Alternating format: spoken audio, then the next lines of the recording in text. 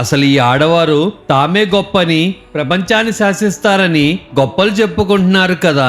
అసలు ఆడవారి గొప్పేంటో తెలుసుకుందామని ఒక జర్నలిస్ట్ మగవారిని భార్యల గురించి వారి ఒపీనియన్ అడుగుతున్నాడు.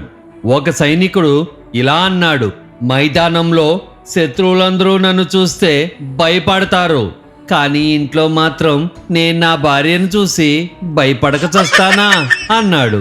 ఒక ప్రొఫెసర్ ఇలా అన్నాడు: కాలేజీలో నేను లెక్చర్లు ఇస్తాను, ఇంటికి వెళ్ళాక నా మీదే లెక్చర్లు పడతాయి అన్నాడు.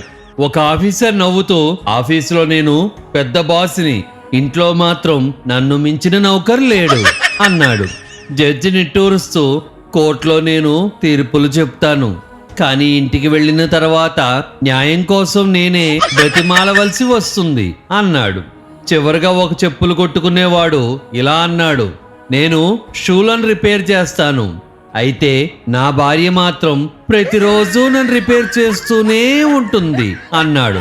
ఇదంతా విని జర్నలిస్ట్ వామ్మో అని ఒక్కసారి ఉలిక్కిపడ్డాడు.